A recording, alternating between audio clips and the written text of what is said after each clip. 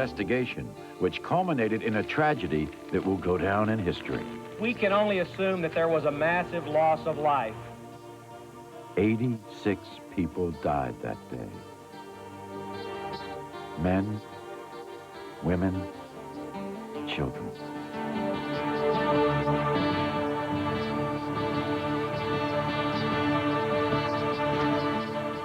The Davidians who survived are picking up the pieces, even though this is all that remains of their former home. Reminders of what happened there lie scattered in ruin.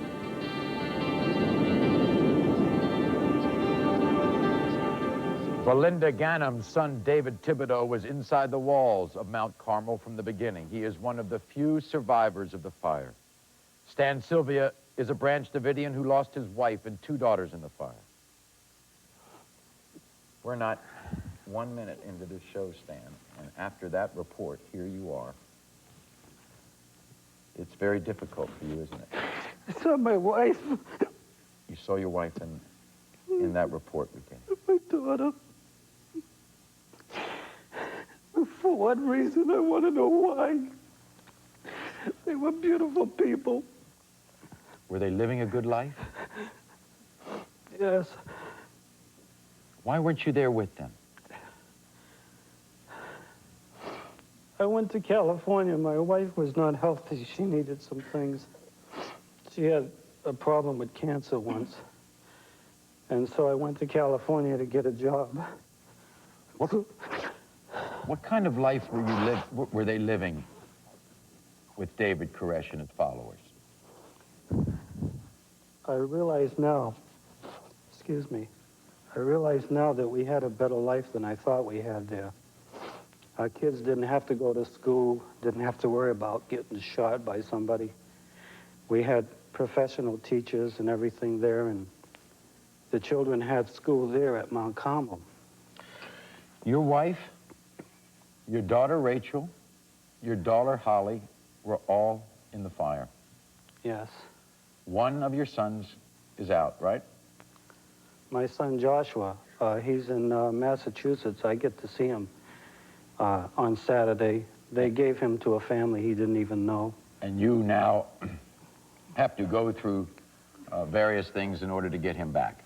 Yes, I have to go through 6 months of a home study and psychiatric evaluation and a hospitalization to see if I'm okay physically. Do you know what the government says about your wife, Lorraine, your daughter Rachel, and your daughter Holly? Yes, what do they say? I resent what they're saying about them. You want to tell the people what the FBI says, or you want me to tell them?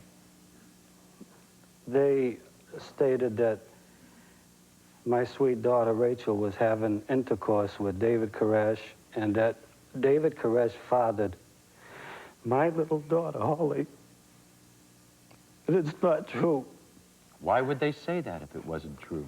Because they had to fabricate all these lies to make them look good in what they did. They murdered those people, the ATF and the FBI. But wait a minute, Stan. Your family is not the only family the government is saying that David Koresh had sexual relations with. Your underage daughter, Rachel, is not the only underage daughter that the government is saying. Look, I lived there, Maury. I know what went on. And I'm telling you that it's not true. These are all fabrications. The child abuse, all that, it's all lies. Belinda Gannam's son, David Thibodeau, was in the compound at the very end, right, Belinda? He walked out of the fire. He's here today. He's here today among the good people of Waco. Why isn't he here talking to us? Most of the survivors of the siege, the standoff, and the fire are in a very precarious situation right now. There's great legalities facing all of them, those who are indicted as well as those who are... But your son isn't charged with He's crime. a material witness. He needs to be very careful about how he expresses himself. This is a very big legal case that we're all going to be watching, the Night Nation as well as the world. And I think that they are being as cautious as possible. They have friends who are in jail who should not be in jail right now. You approved of their lifestyle? Well, I knew nothing about their lifestyle, but I believe that people can live in communities. I believe that we can live in organized communities. You knew your son was there when that fire started, right? Oh, yes. Yeah. And I knew you're he was watching it there. on television? At the time that the fire started, I had received a very early morning call from a contact source. We knew that the tanks were coming in. We had already done our responses to the fact that tanks were coming in. We were hoping that it wouldn't happen. We had sent our faxes to the White House and to Janet Reno, and it happened in the wee hours of the morning, and I received a telephone call, and during the demolition of Mount Carmel by the tanks and the gassing of the people by the tanks, I was watching it on the television at the Brittany Hotel with another mother who lost her 2 daughters and her granddaughter. Right. When we come back, we are going to talk to some people who have different points of view. Some who feel parents are responsible, some who feel that this should have ended a long time ago, that it's been known for a long time what David Koresh and the Branch Davidians were doing at Mount Carmel. We'll be back right after this. Can anybody tell us that? Stan? Yes. You were there. Yes. From time to time. Were all those little children the children of their parents or the children of David Koresh? Of their parents, like mine. I had my children. Everyone had their children. Yeah, stand right up. I have a question. The men were supposed to be sleeping on one level, the women on the other, children on the other. How did all these children come about, these illegitimate children? How did 10, 11, 12-year-old girls get pregnant? And yet... That's not true at all. All right, well, how did the men and women were supposed to be sleeping on different levels, but yet you say that they were your babies? But you're listening to the reports in the tabloids and all the garbage. How about the government? That you call that the government a tabloid? Well, look at the lies they've committed already. All right. We I have don't think to... that we're at a point right now where we can really know the God's honest truth 100% about whose children were who. As I tried to say before, that things were not exactly status quo. Mount Carmel is clear. But is paternity what we should be talking about right now? Paternity has nothing to do with the fact that these people are dead. They're dead. We've got to stay on track. That stuff, you can talk about that stuff later on. That's for the history books. That's for the magazine reports. We've got to stay with the fact that these people are dead and why are they dead? And what could have we done differently? Well, Linda, what we are trying to do is to learn about the behavior in that place because, quite frankly, the government said that the reason they went in there, really only 2 reasons. One was guns and one was abuse. I think the government went in for Whether guns. they were lies or not, those were the reasons they gave. The government and that's why went in we're for sticking. Okay. Now, that's what. Wait a second. That's why we're doing this show. The government. That's why, wait a second. Let me just finish. That's why we're doing this show. Right. That's why we want to focus on But these let's areas. stay on focus. The government did go in for guns, and that may very well have needed investigation. I want to introduce our next guest because she's sitting there. She hasn't been able to say a word. She's upset. And we want to find out why. Ruth Mosier's only child. This is a good enough reason. Sherry died in the flames at Mount Carmel, her only child. You were very close to your daughter, weren't you? If you were so close to her, Ruth, why was she there? Why did she pick this kind of life? Because she wanted to learn more about God. She wanted to know more and live the way the Bible said she should live. Right. And she was very dedicated, and very sensitive, very loving, and caring. And I'll miss her cheerfulness and her concern. What did you feel? What was your reaction when you heard about the rumors of mass suicide? There are no mass suicides at all, because she had expressed to me that they would never think about mass suicide. She also said, please do not get rid of my suits and my blouses. She was a administrator of a business college. She was a high school teacher. She was a junior high counselor for a radio show. So I knew she was planning on coming up. You met David Koresh, didn't you? Yes. What'd you ask him? I asked him point blank if he had sexual relations with girls, and that had he fathered. And he didn't answer me directly, but he says, I love all children. They all call me Daddy, and I, you know, just, they will always call me Daddy, and I just love them all. I have many children. Were you satisfied with that answer? No, but then he started answering me. He said, I would like to read some scriptures, and he started in reading scriptures, and he speaks very, well, he spoke very rapidly, read rapidly. It was very difficult for me to follow him. However, when I asked my daughter later on, I said, why was he doing this? Because I could not, follow him. She said, he was trying to give you a study. He said, you were here such a short time. He was trying to make you understand. Well, he was kind of evading you. He was either evading you or talking to you in a way you couldn't understand. Well, he was a personable person. He was very gentle. He was not rude. And I think that he was very genuinely trying to tell me about where he came from in such a short time. And after you asked that question to him, when you went away from that meeting, did you get the feeling you got an answer or not? No, that's why I'm not a branch of Davidian. I feel that everybody has a right to practice their own religious beliefs because this country was founded on that freedom of religion. You know, you talked about... One moment. And then because she was an adult and she wanted to find truth and she wanted to study the Bible all the time, she wanted really to know what the truth was. Who was I to tell her what to do? You know, you talked about that there was not mass suicide. There was. Those children died. They did not know right from wrong. I mean, the adults, the parents, if they chose to be there and stay there and die for their cause or die for their religion, then that's one thing. But killing those children and not letting them go was devastating. There was no reason why those children had to stay in there. Why were some released? Why were some released? Please let me finish. Why were some released and then some stayed? They should have all been released. Whether you knew the end was coming or not, you knew the danger in the situation. That David Koresh wanted to send the children out of there, and they told I don't him, believe that. If he wanted to send them out, he would have. If he loved his children like he said he did, and he loved all children, he would have let them go. Adult, you have the right to make a choice in life, to worship the God or the religion you want to, and to live or die. But you weren't in there. But those children, no, I wasn't in there. No, I wasn't in there. But there were innocent children No, you that weren't lost there. their lives. You're making a definite statement. You're saying that they were, killed by fire. But you don't know. You weren't there. You don't know that. Well, I tell you Nobody knows that because you're not there. I think as the autopsy of several of the children were done, there were bullet holes found. There were bullet wounds. Do you know what you were doing? We're going to get into that.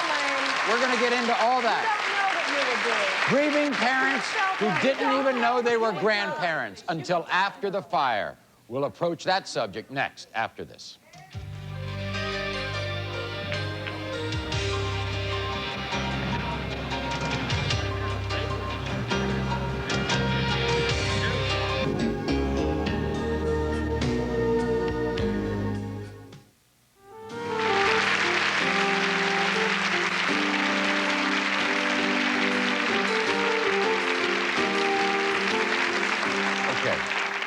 Yes, ma'am.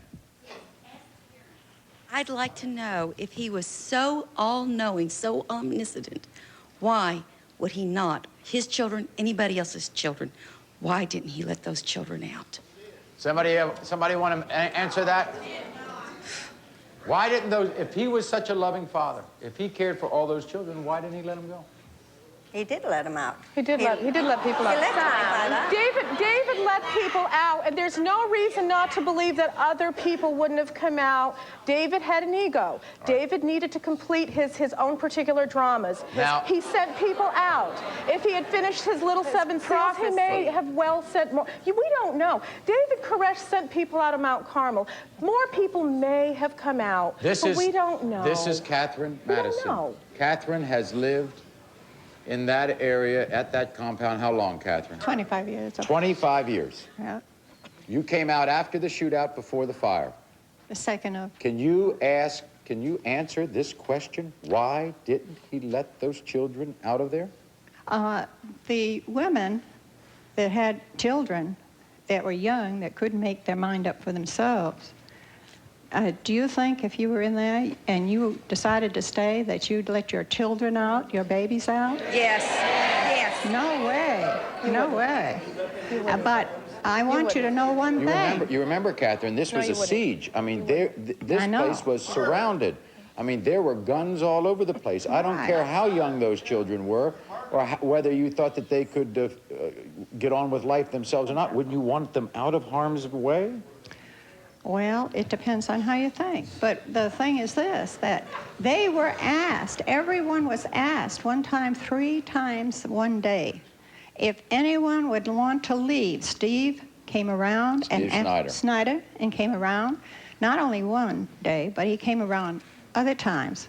And no one wanted to leave. And when you were talking about them getting out, there was no way for them to get out when they realized there was real danger for those children. David Koresh was a self-proclaimed Messiah, and anything he told these people to do, they would do. This is another self-fulfilled prophecy, just like all of them were. And this was not a mass suicide. It was a mass homicide, and he pulled the trigger.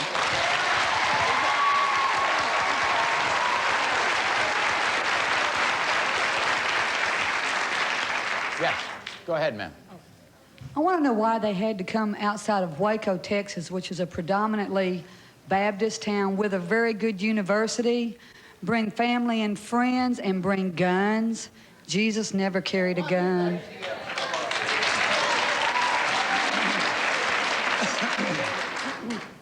Is that Vicky that's in the green? In the green? Vicky, yes. Okay, I'd like to know what happened to her that was so terrible to make her feel the way she does toward her mother and want to leave the compound in the first place. Vicky? I started being sexually abused at the age of 11. By whom? Some of the things that I was taught seemed to me that they came more from their own personal feelings instead of, to me, what God would be telling me.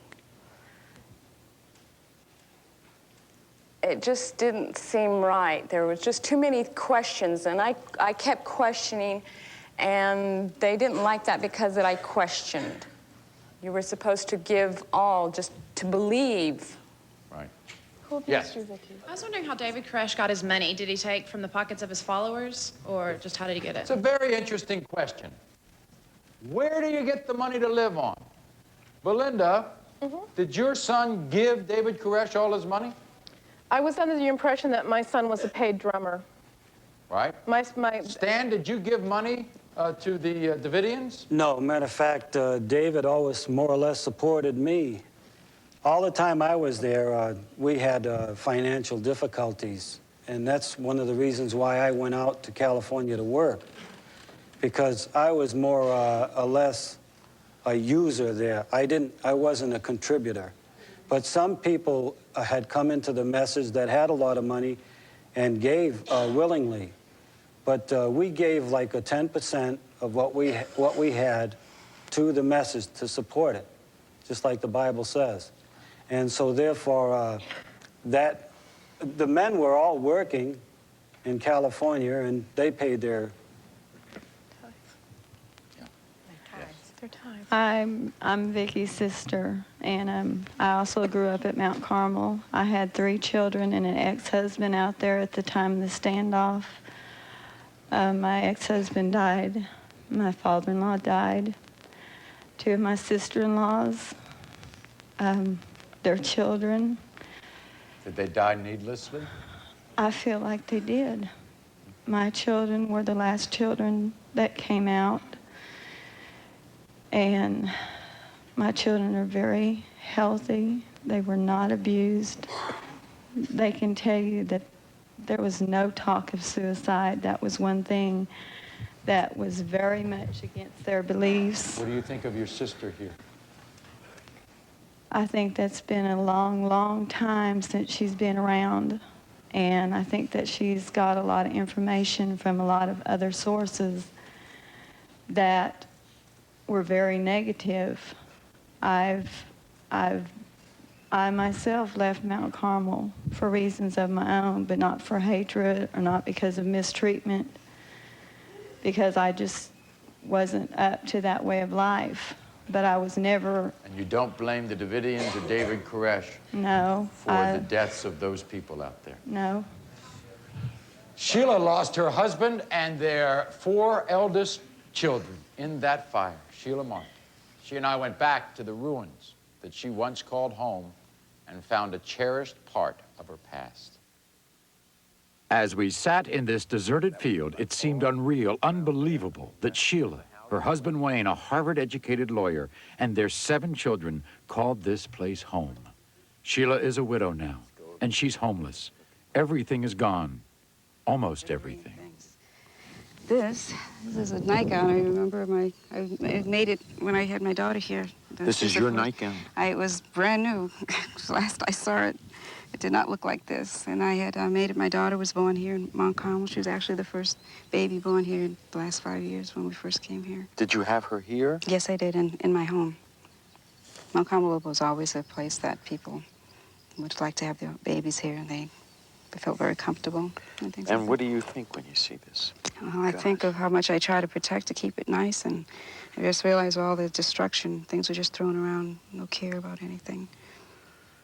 And we expected to come back, to live again.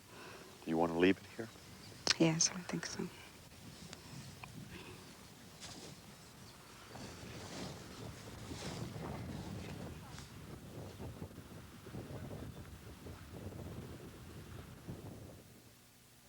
They said that all the men were separated. Well, if you believe everything the government tells you, fine. But, you know, that is not the case. Okay? Let me tell you. I lived there for 4 years. And I know. I played bass in the band with David. And what are you saying? That he did not father the children of other married couples? No, he did not. He did not sleep with other married women? No, he did not. Okay. What about single women? Maury, my real big question is the FBI came into a situation where people were being released, there was a ceasefire, there were telephone lines set up. Right. What happened? Well, the question is, if the government was asking Koresh to let those women and children go, why didn't he do that? It's not that simple. That's what I want to know. I want to happened. hear the tapes. I want to hear for myself. Okay. All right. Yes. That wasn't the case, Mary. The people wanted to stay with David. They wanted to support what they Well, believed. you know something? That might be true. That just might be true. And then the question becomes, why would anyone want that? Confrontation is a very complex issue.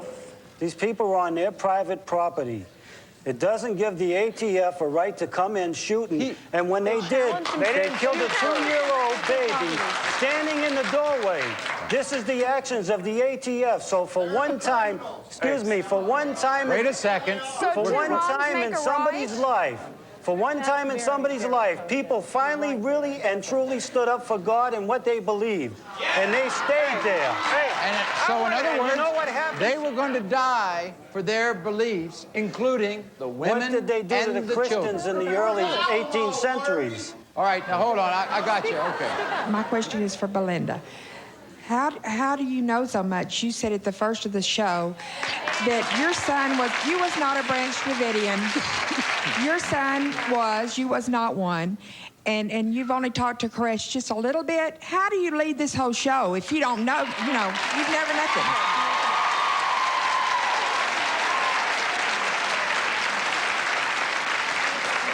Thank you very much for that question. I originally came to Waco because I was challenged, and this is an operative word in this whole situation. I was challenged by the FBI to come down here when they said to me, there is no room in this operation for family voices. Perhaps we'll do it in the future. When I heard those words, I knew that the writing was on the wall for this community. They had a very good chance of never coming out. My imperative was to come down here and get my son and get my daughter-in-law and her and my step-grandchildren out of that situation. Let me finish, and then you can ask me any question you want. These people were dedicated to their community. There's a certain sense of loyalty here. There's a certain sense of their own definition of dignity. I came down here to simply ask the FBI to please allow family intervention. We've got a hostile group here. We have an angry hostile group here. We have no humanity in between the two. Please, let the families talk. David, please, let me finish, and then you can talk all you want to me. David Koresh called his mother. He called his mother. David Thibodeau sent a videotape out to me with the FBI. People did reach out, and it was quelled. I've seen you, and I've heard you talk, and I know you wanted your son out of there. I did. And you went to other places to find out any information you could. I did. All right. Still, why didn't they bring all of the children out? Because they were, okay, because I believe that we're a very arrogant, proud nation of people. You challenge Americans to defend their property, and they're probably going to do it. This was a hostile on both sides. But you know what the prevailing view is, Belinda? The prevailing view is if adults wanted to stay, fine. They want to make up their minds, fine. Maury, I understand this 100%, but the bottom line is if you truly believe in what you're doing that passionately, you don't send your kids out to the enemy. You don't. You just don't. Is it right? Is it wrong? I can't judge that, but that's the reality. Yes. Can I say something here? Along with everyone else, I watched this madness of the FBI assaulting people with tanks and the whole thing. I'm a registered nurse, people. I didn't fall off the back of a turnip truck. And I was very concerned, and I wrote letters to the people in jail, and I have talked to them. I have visited them in jail. They're not a bunch of nuts that they've been portrayed to be. right. They are real people. They have real feelings. They have suffered. We'll be back right after this. We'll be right back.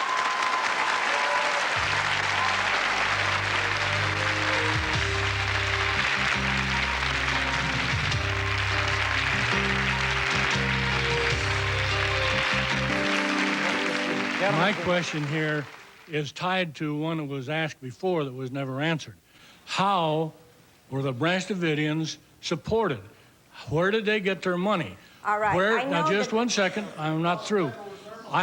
It's kind of hard for the people in the compound if they were not working, and especially to have a man who's unemployed. 10% of unemployed wages don't get you much money.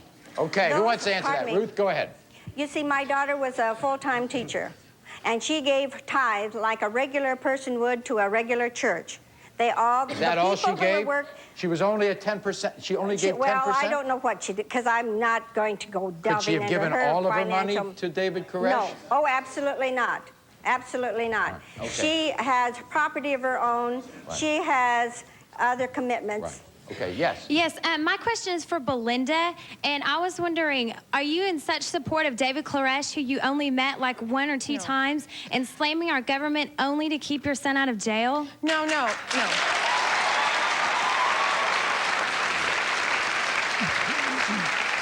I have never spoken overtly in support of David Koresh, but I have never slandered David Koresh overtly either. My sense of this whole thing was that we've got one side, we have an awful lot of slander, we have an awful lot of vilification, we have incredible hostility, and that is what almost all of our information is based on, and I was taught that there's something wrong in that force. Okay, yeah.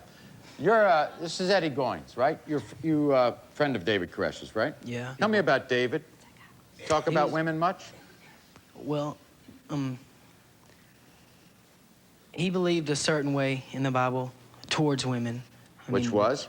He didn't openly express that all women were to be his or that he was Christ. He said that all women belong to Christ. Right. And he stressed the point. But I mean, it's something I really didn't get into. I mean, did he I like wasn't out there women for a lot? religion. He liked everybody. I mean, he was nice to everybody. He helped a lot of people. I mean, Can you imagine him fathering all these children? I would if I had the chance.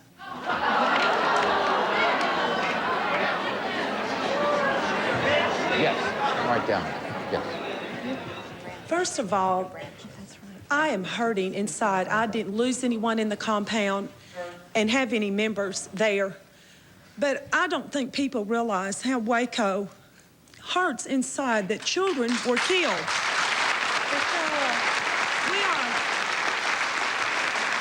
We are a loving community. That's right. I why do don't not you ask understand. the surviving Davidians that got out that day why they didn't have a kid under each arm when they came out of it? We'll be right back after this. Yes, I You did. should have the chance to say it. Okay, thank you. I've been trying to say, and please bear with me, we're all supposed to be God-fearing people. We're all supposed to love God. Let's have mercy for the people that died there. Let's examine what really happened, regardless of what your opinion of us is. Whether we were bizarre, whether we were inhumane, whatever you think of us. It doesn't give anybody a right to come in and kill helpless women and children. And that's the major point. All right, and that leads us into what happened from February 28th until April 19th. And that's what we're going to talk about tomorrow. The shootout and the fire. That's the second half of our town meeting in Waco. I want to thank you so much for joining us, all our guests. Tomorrow we're going to have the man who exposed the dark side of David Koresh. Some say he is the one responsible for the death and destruction in Waco. Thanks for joining us, everyone. Until next time, America.